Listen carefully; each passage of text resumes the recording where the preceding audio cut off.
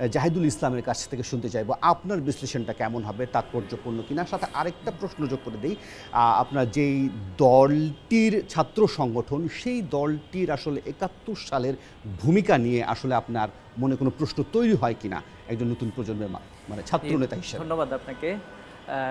আসলে ৭১-এর পরবর্তী আজকে ২৪-এর যে ১৬ ডিসেম্বর আমরা উপনীত হয়েছি। দেখুন, পৃথিবীর ইতিহাসে যতগুলো বিপ্লব হয়েছে, ফরাসি বিপ্লব বলুন, চীনা বিপ্লব বলুন, বিপ্লবগুলো কেন হয়? আসলে একটা শ্রেণী বৈষম্য তৈরি হয়, এরপর নিপীড়ন হয়, মানুষকে তার অধিকার দেওয়া হয় না। তো তখনই মানুষ আসলে তার অধিকার বঞ্চিত হতে হতে একটা পর্যায়ে তার ভিতরে একটা বাস্ট হয়, তার বিদ্রোহগুলো, দ্রোহগুলো। তো এই ভূখণ্ডেরও ধারাবাহিকতা আমরা দেখেছি যে এখানে বিভিন্ন জন এসে কলোনি স্থাপন করেছে। এরপরে হচ্ছে পাকিস্তান তৈরি হলো, ইন্ডিয়া ভাগ হলো। তো এরপরে একটা প্রেক্ষাপটে আসলে ৭১ হয়েছে।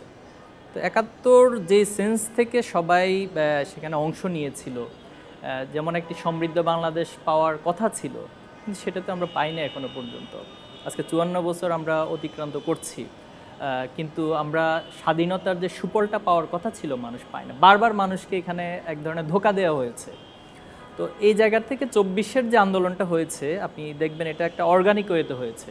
আমি এটা খুব হলফ করে বলতে পারি, এখানে কোনো ব্যক্তি, কোনো গোষ্ঠী, কোনো দল বা কোনো আধিপত্যবাদ আমরা যাদেরকে বলে থাকি, তাদের কোনো এখানে লিঙ্ক ছিল না। এটা ন্যাচারালি ছাত্র জনতার মধ্য দিয়ে আসলে এই আন্দোলনটা হয়েছে।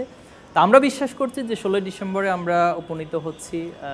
আশা করি এটা অতীতের যে কোনো ১৬ ডিসেম্বর থেকে বাংলাদেশের আপামর মানুষ অবশ্য ব্যতিক্রম খুঁজে পাবে ইনশাল্লাহ।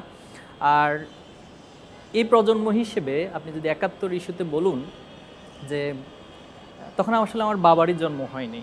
তো এখন ৭১-কে আমি কিভাবে দেখি, আমার মনে হয় এই প্রজন্ম যেভাবে দেখে ঠিক আমি ঠিক সেভাবেই দেখি। আমি ছোটোবেলা বড় হয়েছি, ১৬ ডিসেম্বর আসলে আমাদের গ্রামে খেলাধুলার আয়োজন করা হতো। তো সেখানে খুব আগ্রহ উদ্দীপনা নিয়ে যেতাম। এরপরে মুক্তিযোদ্ধাদের যখন হিস্ট্রিগুলো পড়া শিখলাম বা যখন পড়তে জানলাম একটু একটু, তখন তাদেরকে খুব গৌরবের জায়গা থেকে ফিল করলাম। কিন্তু যেটা আমার আগের বক্তারা বলেছেন, টোটালি জিনিসটাকে একটা দলীয়করণের জায়গায় নিয়ে যাওয়া হয়েছে।